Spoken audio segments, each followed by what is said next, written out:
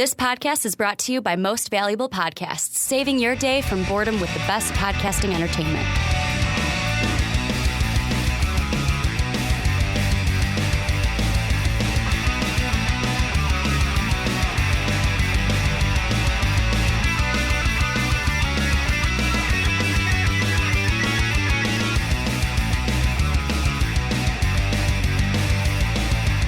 Welcome, nerds. I'm Mark Weber, and you are listening to A Graphic Conversation, the bi-weekly podcast where we read, discuss, and review the best, and hopefully not the worst, in graphic novels.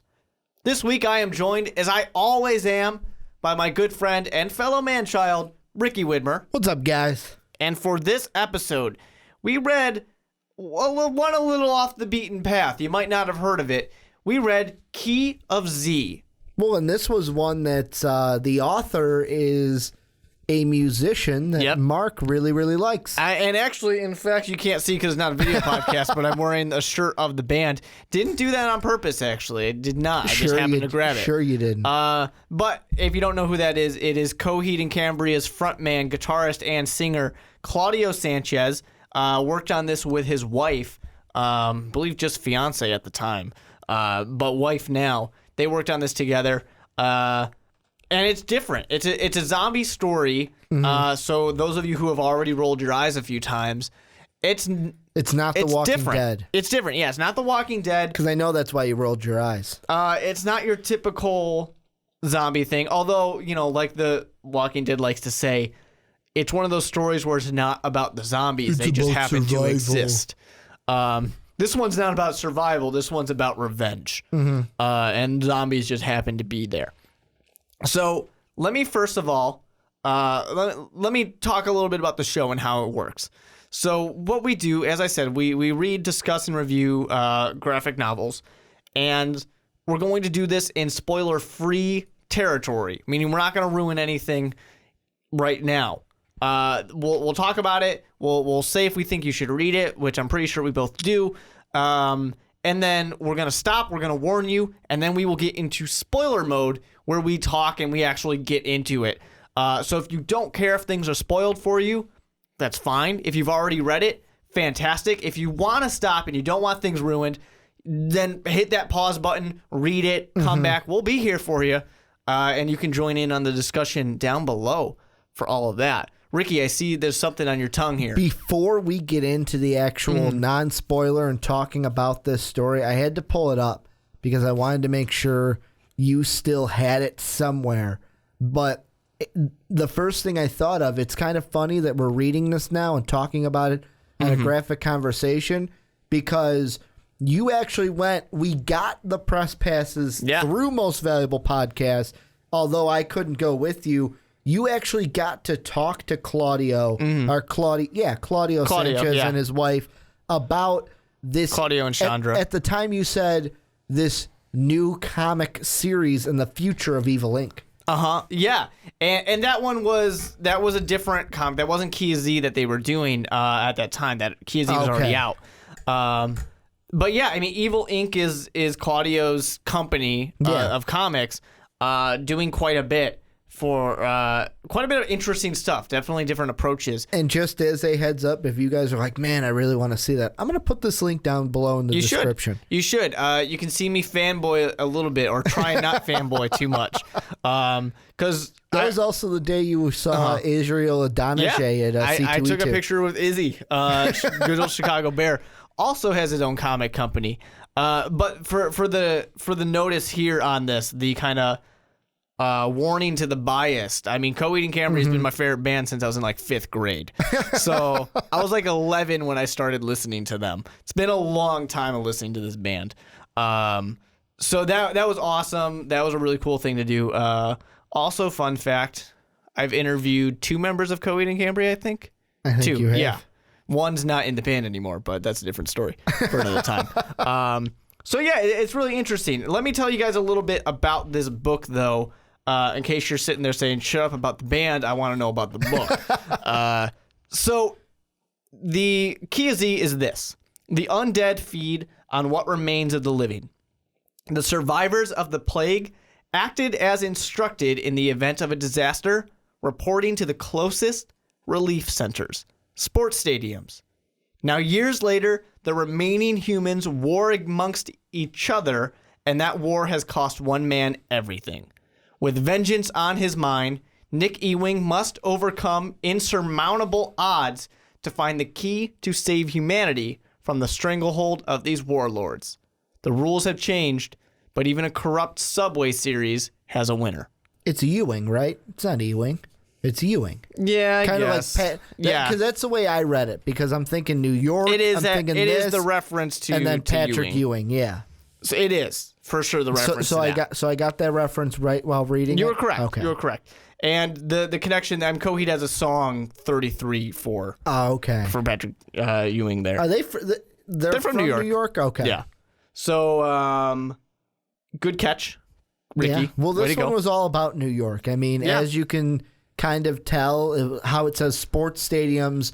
The two that they focused on were the Garden, Madison Square Garden, MSG, and then you had in Queens, the Mets Park, and then you had in the Bronx, you had the Yankees ballpark, Stadium, and those were kind of the main key three centers of New York in this post-apocalyptic world. Yeah, definitely have those kind of those references and those shout-outs for people.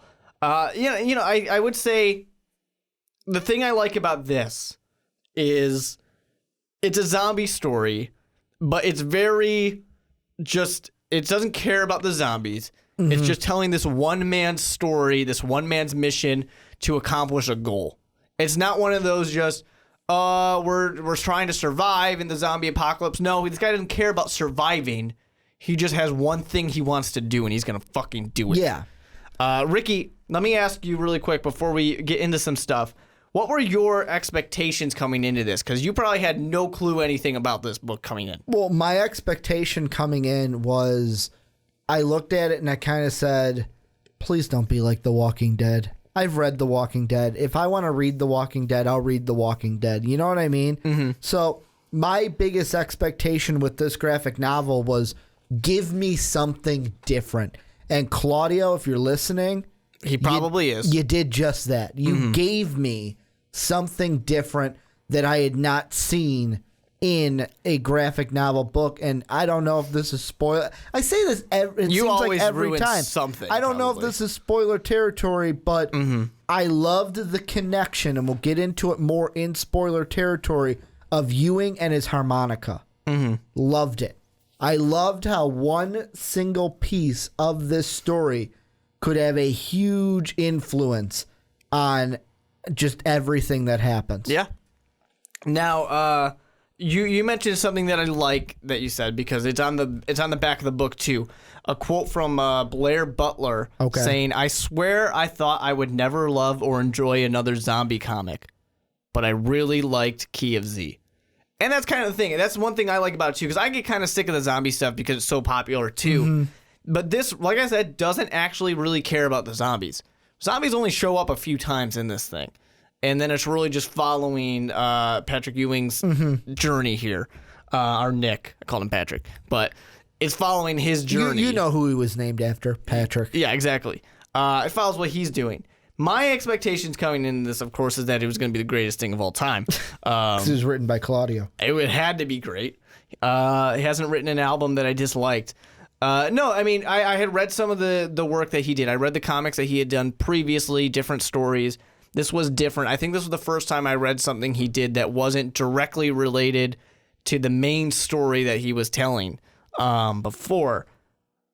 And I was a little cautiously optimistic going into it. I was like, I hope this is good. Well, you want it to be good because you're a fan of the band, you're a fan of Claudio, and you're like, I want this to be great. And it wasn't just a biased thing. It actually met the expectations on an unbiased level. I was always going to like it, but I actually liked it as an objective person as well, which is nice. So I would say that you're saying people should read it. Ricky? Oh, I didn't know just you were staring asking at me a question. You would say people should read it? Yeah, I would. And I'm just sitting there going, I'm like, okay, is he asking me, is that a question? Is he saying that there was people a question should read mark it? at the end? Yes, people should read it. And the one thing I want to go off on before I kind of went into space there. But another thing I liked that made this different, because the whole thing for me was it was always at the beginning going to be compared to The Walking Dead.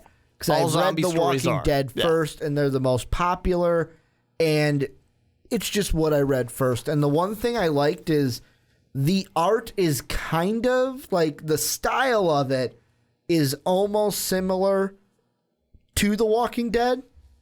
However, what makes it different is they're able to do different things with the artwork because it's in color, not in black and white. So some of the different details may have been drawn differently in this because they can use color. The Walking Dead doesn't. It uses shading and black and white. So that's the big thing between the art with this. I love how kind of realistic the artwork looks, and I love that it's in color because The Walking Dead, I love The Walking Dead, but after a while, the black and white just is like, whatever. Kind of drags on you? Yeah, a little bit. I mean, it was cool at first, like, oh, cool, this is in black and white. But after you get 19 in, you're like, man, I need some fucking color. Makes sense. Of course, Ricky, I got to ask you my favorite question and your favorite question. Who's this for? Who is this book for? Who should read it? Zombie lovers. This is, if you love the zombie genre, this is for you. However, if you are also a sports fan, this is also for you. That's the one thing I love. The little just like kind of sports references that they throw in, being the, I want to say that the main character that is in the Met Stadium, it's called Met Jackson. Like his first name is Met Jackson. And you've got Yankee Laveau, who is the guy for the Yankee Stadium. And they just throw in these different kind of things for New York, for Madison Square. So if you love sports, you're going to love that part. If you love the zombie part, you're going to love that part. Hell, if you love music, you're going to love the harmonica part. So this is something where it looked like Claudia was trying to hit different kinds of audiences to try to bring everybody in. Yeah, give something for everybody. And I think it's one of those things where not only if you're a zombie fan, I think this is something you should read because it's a different zombie story. You probably haven't found this one. So if you do like zombies, you really should go get it because it's something unique. A lot of your friends who also like zombie books probably haven't read this one. And then you can be the cool guy that finds this something new. You could be that hipster that's being like, hey, you know what? You should check out this. I'm the coolest guy. Because I liked it before it was cool. And then beyond that, too, I definitely think it's just kind of, it tells a good story, and it tells of kind of, the sad parts to it. But it definitely does good on the story aspect. It's a good story that's being told. And I like how it's one guy compared to a group. Yeah. It's just about cares one about guy's story compared to a group of people. You only have to get attached to the one guy, and then you can focus on the other ones around. Not be like, well, I like this guy of the group, and then they end up killing him off. Yeah. Ricky's upset about Glenn. Spoilers. Oh, in the Walking Dead comic? Yeah, a little bit. Yeah. Anyways, now that we ruined up, what issue like 100 and something. Thought that this was supposed to be a non-spoiler free or a spoiler free. Yeah, it is a non-spoiler free zone. Spoiler free for Key of Z. We didn't make any promises about The Walking Dead. Sorry. So with that being said, is there anything that we need to do? Anything we need to talk about before we get into spoiler mode? I don't think so. All right. I approve to go into spoiler mode. With that being said, ladies and gentlemen, if you want to read this book and you don't want anything ruined, press pause in just a moment, not right now, and then go do that. Go read it. It's easy to read. It's easy to find it. You'll find it somewhere, and you'll take care of it. It's a quick read. Get it done, and then come back and join the conversation. But if you don't care about it being spoiled, if you've already read it, fantastic. Welcome to the conversation because we are now in spoiler mode. So press pause. Spoiler mode is here. I like how right you have now. to do that now. Where when we did the show way back, we never thought about that. Like, oh, they probably hit pause and then they didn't hear me say anything about spoiler mode. Yeah, like, all right, press pause, guys. All right, now what? I guess I'll just leave. I guess I'm done. That was the end of the podcast. So with this one, I guess is there anything specific that you want to get to right away? Can we get into the goddamn harmonica? Because that was my favorite part of the whole thing. I figure it would be. My favorite part was the harmonica and how it affected the zombies. Man, I wanted to say that non-spoiler zone, but I couldn't. So for anyone who hasn't read the book, if you don't know, the harmonica for some reason has an effect over zombies. I don't know why you're if you're in spoiler mode. Go read the book, man. Well, some people might just be here for the conversation. They might just want to hear it. But you should go read it. It's a great story. So yeah, it has effect over the zombies. Low register, which is blue in the art, which I love, which is good. Kind of just gets them to follow you, kind of calming. And then once you hit that high register, which is red, they just go fucking batshit. Yeah, and and it's not something that they like hit you hard over the head. They like show you it once, and then they kind of tease it another time, and then it comes in. It has a big effect later. It only gets shown twice. Yeah, it gets shown where at the beginning where it's kind of like Ewing, where he's like, "Okay, you like this? You like this? Let's try to kick it up a notch." And he kicks it up, and they go crazy. He goes, "Oh, okay, we're not gonna do that back again." Down. Yeah, and then at the end, when it's everybody just a full out fight scene, it's just like one of those fuck off bitches. Bam, high over the speakers, and the zombies go crazy. The best thing about that is if they did it more than that one time in the very beginning, you would have guessed it was going to happen. Yes, you would have known it was going to happen because the whole time you're like, I don't know what this guy's doing. I don't know what he's trying to accomplish. He eventually goes into the quote unquote enemy stronghold here. And they're like, all right, was he just going to hope for the best and try and kill somebody? What was he trying to actually accomplish? And this is what he wanted. He wants to use the zombies to his I love that they only mentioned it once beforehand because they didn't hit you over the face. It's kind of one of those things where I think to video games in a way. Where we're in the era now of video games of the hand-holding. I get it. Yeah, I get it. Where they hit you over the face with everything. Press X for this. Press this for this. Press this for this. There's no kind of a discovery. With this, it was like, okay, I showed you it. And did Claudio really hold our hand a little bit? You could say that. But he made you feel like you came to the assumption that, oh, that's what he's going to do. Is that what he was going to do? Exactly that was what he was going to do. But he showed it to you once, so you had the kind of reference in your head, so that when you got to the point later in the story, you yourself could figure it out. He didn't say, here it is.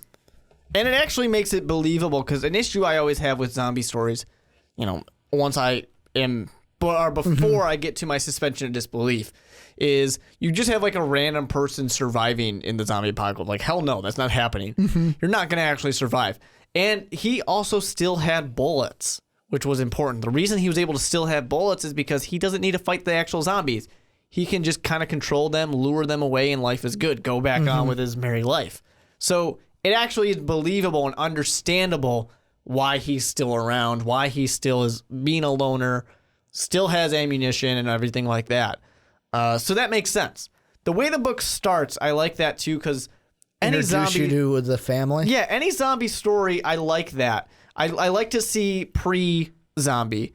That's always the thing I say. I hate to keep going back to The Walking Dead, but that's always the thing I say about The Walking Dead is, how the fuck did this happen? I want to know. And I know that's exactly Kirkman's point of, it doesn't matter how it happened. It just happened. But I like, and we don't see how it happened. I just see that they flash back sometimes to normal life, but it's nothing like we saw in this. No. Well, I like in this that we have the normal life. We get to see how it all started. We see a Santa Claus attacking somebody and eating him. But we don't see what started it. We just know that, hey, it's starting. Yeah. But I still always like to see what life was like before that. That's another thing, though. I think it was towards the beginning. I can't remember if it was when they showed the family at the beginning or they flashed back to them in the park. I also like how in the beginning of the story-ish, he kind of prefaces the harmonica. It was at the beginning because he gave it to him for Christmas, and it says, "Love you, I love you, Daddy." And like that is, when I saw that, the first thing I thought of was that harmonica is going to be key to this key there you go. You to figured key it out. of Z.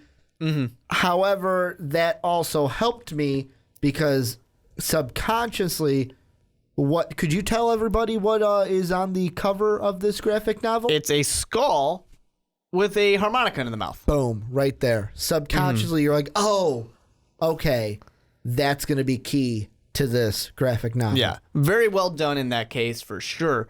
One thing I like that they do too, talking about this beginning, is they never actually mention what the fate of his son and his wife was until you get in. She's not around. Yeah, they're not around, and you're like, where are they? Like, what happened to them? You kind of assume they probably died. That they died, though. But you don't know what happens, and then when you find out that it was like, they first referenced that, I think it was Yankee, right? It was Yankee Laveau who... What a dick, by the way. Yeah, who blows up an entire settlement here just because he kind of wanted to do it. And you're like, okay, that explains why he's on his own. But they don't say specifically at first that it was his wife and his son that got killed in there. They add that in later. So they kind of really... he's just there holding, like, the bones. Yeah, they really unroll it at a decent time. They don't just kind of let everything go at once. They let you wonder. They let that kind of come up. And it also, of course, reveals some of the mystery because you really aren't sure for a long time what he's trying to do, what he's trying to accomplish. At first, it just kind of seems like Walking Dead style to where he's just wandering. Yeah. Like, oh, he's no longer with his settlement and he's just wandering. Oh, no. He has a plan. And it's been in motion for a long time. He's basically been collecting weapons. He's been, rewiring. I forget what the building is, but rewiring a building. That prison? Yeah, for the sound to work. Rikers, I believe. For the sound to project so that way he can play his harmonica and attract the zombies to this area. And make them go batshit. Yeah, exactly. So he's been planning all this stuff, and it's I just think it's interesting character-wise that you have a character who has one set purpose. He's going to accomplish this goal. Then he doesn't care if he dies. Afterwards, he's fine with dying. To the point where at the end of the book here, he's been shot, and he's being driven off the boat by his good old buddy. However, the way it and he doesn't care if he dies. The way it ends, is this a one-off, or can we get maybe continuance? A good question here. Because I wasn't sure about that. You asked me last week about this, and I gave you an answer that it wasn't completely accurate. So I said that no, I'm pretty sure it was just a one-off, but I don't really remember. Then when I was leaving, I thought about it some more, and I was like, you know what? I do remember. I don't remember if it was in my interview with Claudio, but I remember Claudio saying that they were kind of working on a part 2. They were working on a part 2 to see what that would be. Now, that was a while ago that I heard that. That was like 2 years ago that I remember that being talked about.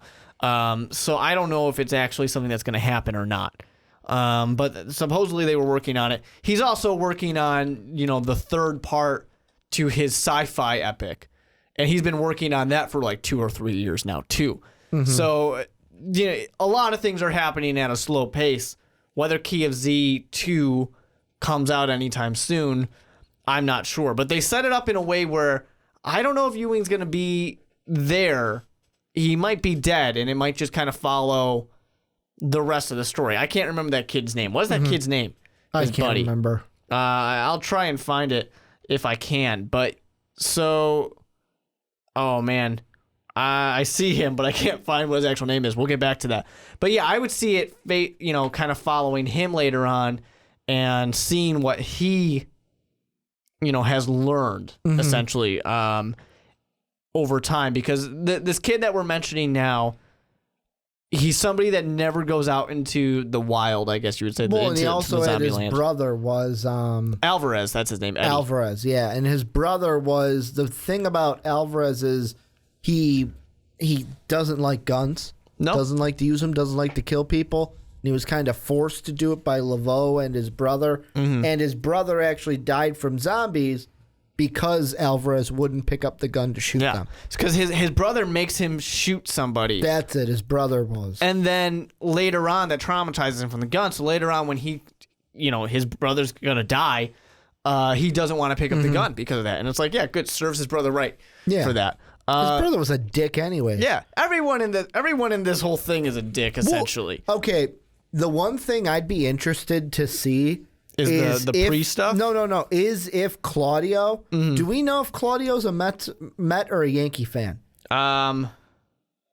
That's a good question. Because if he's a Met fan, I could see why it could also be because Yankee fans are seen as dicks already. Yeah. But if he's a Met fan, I could see why he would portray the Yankee side of it as dicks and assholes.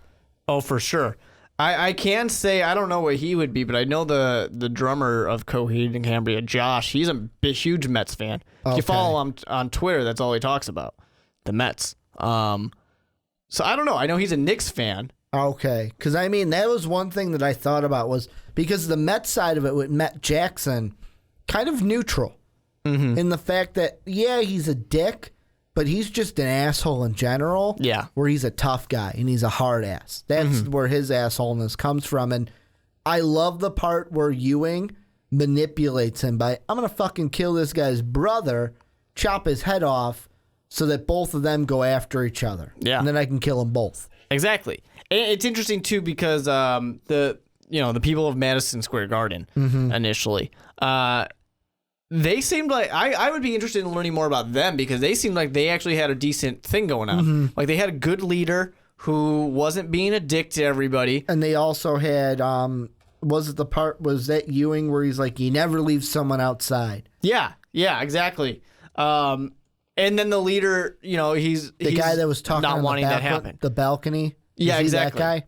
So he is the guy who's saying like, oh, we had some people who were coming in late. We don't leave them behind either. You did a great thing. That's what you're supposed to do. So like those people seem like they had it going right. Yeah. But it kind of goes to some of the themes of this story of the people who are not corrupt. They're getting fucked over and they're not lasting. And it kind of goes to nice guys something but also something you liked in your favorite quote from this whole book, which I'll let you read in a second. But basically saying that, hey, there's really no heroes in this story. Yeah. None of those good guys are here to save the day and make everything better. Yeah, and I mean, I took a screenshot of this on my phone because the graphic novel that we have is yours, so I had to give it back to you. But it was basically just a little narration tile from Ewing, and it said, in stories, miracles are reserved for heroes. But in real life, heroes and miracles die as unexpectedly as they appear. The only thing truly reliable, truly consistent, is hurt. Which, I mean, that is the theme of this story. There's not heroes. There's not good things. It's not going to end well. Ewing's not the good guy. Met Jackson's not the good guy. Laveau's fucking not the good guy. Yeah. Nobody is. And it's just this story of this guy who has vengeance on his mind and he's going to get it. Side note I want to throw out, because I tried to Google and just see if I could find an answer or a picture of Claudio wearing a Yankees or a Mets hat. Didn't find that, but in the Google images, you don't have to scroll down that far to see a picture of from my interview. So really? Just saying, I'm a big shot. I show up on the Google image search, guys. So I'm trying to think, is there more... Is there any other certain parts of the story that you specifically want to talk about? I think we got to talk about the ending. And the reason why is I kind of brought it up that it kind of goes off to could there be a second one? But there isn't a second one. So I just think we got to talk about should there be a second one, and is there going to be one, do we think? Kind of a little speculation. That's a tough question. I always kind of fall under, before we get into talking about the actual ending, I always fall in the camp of, you had this story, it was good, it's contained. Just leave it. We're good to go. Yeah, we don't need more. And, and Evil Inc.'s been doing a ton of stuff. They even released a kind of a kid-type comic, a comic for kids and stuff. And then, next on the list is supposed to still be the Amory Wars that they're working on. Like, they have all this stuff they're supposed to do. This is a great contained story. I guess we can leave it. But it definitely sets up strong possibilities for something to happen, because the way this all ends is we mentioned the plans that he's been working on this for so long. He's going to gather. Well, I guess we didn't bring this part up. So he goes to Yankee Laveau's place. Alvarez, that's where he's from. Alvarez leads him over, takes him over there. He brings the head of Met Jackson's brother, who he kills in a brothel, having sex with a whore. Yeah, that was a great scene. I love the part where he just tells I'm going to call her the whore, and he just says, hey, maybe you want to choose a different line of work. Yeah, he's like, if this is telling you anything, it should be that you might want to do something else. And then I like how the leader of the brothel is the big fat lady. Mm-hmm. Although, really, in the zombie apocalypse, is there anything else really worthwhile to do? And what else is she God gonna forbid knocking someone up in the zombie apocalypse. Yeah, I know, right? Well, yeah, that's a problem. That's a problem. You might as well just cut them off. And I'm talking about your balls. Just chop them off. You don't want to make any babies. It's worth it. Teach their own, brah. It's worth it, guys. So didn't think we'd talk about castration here on this podcast. There's always room for castration talk. So basically, he chops off his head. He goes there. He's like, hey, I got a present for you. It's this. There you go. He's doing all this to get these people in the same spot. But at the same time, he puts a note with the brothel that when they find him, they think it's Laveau who did it. So Matt Jackson and Yankee Laveau are going to meet up and beat the shit out of each other. Mano y mano. Essentially, that's where this armory is, and they both know that that's there. So they go, of course, Laveau's going to get his weapons to go kill Jackson. Jackson's waiting for him there, knowing he would be there to kind of ambush him. And they go and they start fighting. Life is good. And that's when it finally happens. He says, hey, this is what I've been working on all this time. He talks to them. He rambles for, his... Of course, you got to have that moment where you kind of reveal why you did the thing. Yeah, you the evil villain vengeance. has to give off the evil plan. Exactly. Well, in this case, the good guy has to kind of give off his plan. The gray character. I don't think there's a good guy in this story, essentially. The gray character does his plan. And he does that. Zombies call. They fuck everything up, and then they're ready to get out of there. And in the getting out of there, Laveau, of course, being the bad guy, he can't have just been stopped. No, he's there. He's going to shoot him. He's going to kill him. But then he sees Alvarez and saying, hey, you've done really well. I think you can be one of my big guys now. You and me, we're good. Because plus he also knows that I don't have much going for me here. I got to do the one thing I can. This kid's got a boat over here. Yeah. Let me take advantage of this. And Alvarez wants no part of it. And that's when, of course, he's going to turn on him. And you know that Ewing's been shot. You assume he might be dead. Alvarez is getting overpowered. But then, Ricky's favorite part. Do you want to go ahead and do it, Ricky? Oh, when he fucking puts the machete to the head. But and it's not even just a to the head. It's machete through uppercut. Through the bottom of the fucking head, and it's straight through the entire machete skull. Uppercut. Oh. Hashtag machete uppercut. Well, and you see it. It's kind of hanging out from the bag, and then boom, hashtag machete uppercut. Yep. So then they escape. Is that the hashtag for this podcast, by the way? Because I noticed when we did the prelude ones, we always had a hashtag. We tried to, yeah. The last one for Flashpoint, we did not. So this one's going to be hashtag uppercut machete. Machete uppercut. Machete uppercut. Machete uppercut. So, and then they ride off into the sunset in their boat. And it's kind of assumed that at any moment, Alvarez is going to be talking to himself. Going to die, yeah. Yeah. And they kind of talk, and they talk about home. And basically, that's where we're saying, where do you want to go? And he says he wants to go home.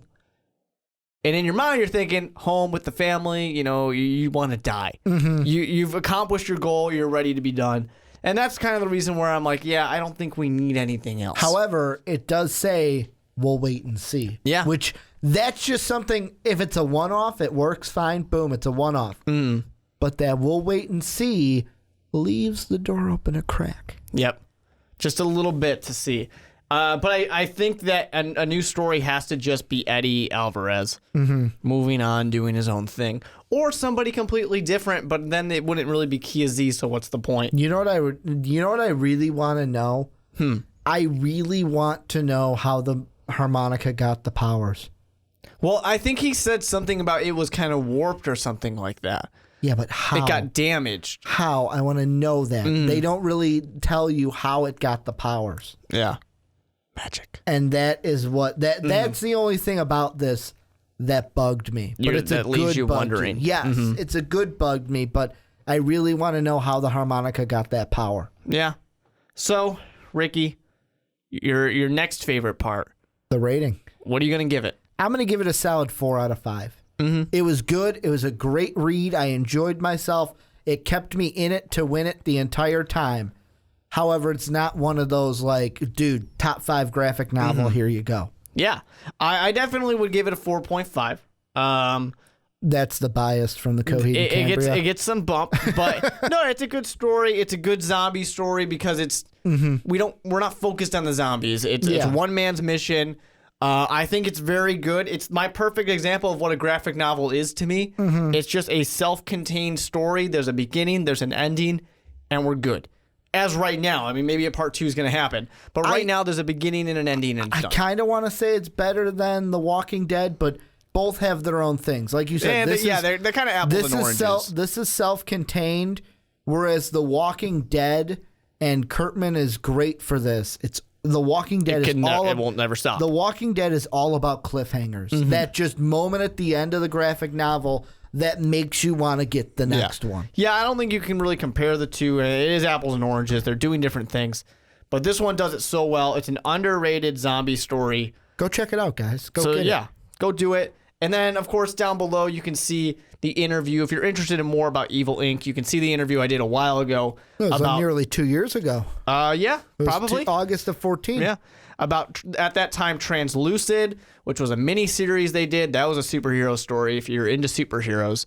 But Evil Inc. has a ton of other things. If you like sci-fi, they got that. They got the kid story as well, where Kid Crazy and the Kilowatt King is the newest one now. But go check all that out. Hit the subscribe button if you're watching us on YouTube. If you're listening on SoundCloud, heart button, like button, thumbs up, all that good stuff. Review us on iTunes if you're listening to us there. There's tons of stuff that you guys can do. So make sure to go ahead and do it. And of course, follow us on Twitter at MostValuablePod. Ricky at Ricky Widmer. I'm at the Mark Weber. And in 2 weeks, we have another episode of a graphic conversation for you. This time we'll be reading X-Men Age of Apocalypse, Book 1, Volume 1. This is everybody's pretty much favorite X-Men story out there. This is the X-Men story where it all changes. In a cracked mirror world, ruled by the genocidal mutant despot, Apocalypse, only one hope remains. That is, the Astonishing X-Men. This is the first book in a volume of 4. And we're reading it because of the movie. So if you're a big X-Men fan, you definitely need to tune in for this one when we read X-Men Age of Apocalypse. And finally, if you enjoyed this podcast and you enjoy anything else that Most Valuable Podcasts does, go to patreon.com/mostvaluablepodcasts and just help us out a little bit more. Obviously, we have all this stuff for free, but if you enjoy it and you want to support us even more, you can do that for as little as $1, and then you get an extra podcast a month. So that's pretty cool. That's a nice reward, but we got a lot of other rewards too. For example, you can get a graphic conversation a week early if you're into that kind of thing. Or you can tell us what to read. Yep. Let us know what you want us to read, and you have 2 ways to do that. You can just let us know on Twitter, or specifically, you can make the choice on Patreon. So that's kind of a sure thing in that case. So go do that. Thank you guys for listening. We will see you in 2 weeks when we read the next one, which is X-Men Age of Apocalypse, Book 1, Volume 1. Let me give you a little tidbit on that. It begins here. This is the critically acclaimed book, everybody's favorite X-Men story that's now going to be a movie. So this is, like I said, everybody's favorite story from the X-Men universe, and it is a cracked mirror world ruled by the genocidal mutant despot, Apocalypse. Our only hope remains in the X-Men that they can finally come back and bring the world back to what it should be. A world filled with mutants that aren't bad people. No, that aren't bad people. That we like. So hopefully you guys like this one. You liked Kia Z. Go out and read it. Check it out. But we'll see you in 2 more weeks when we read X-Men Age of Apocalypse.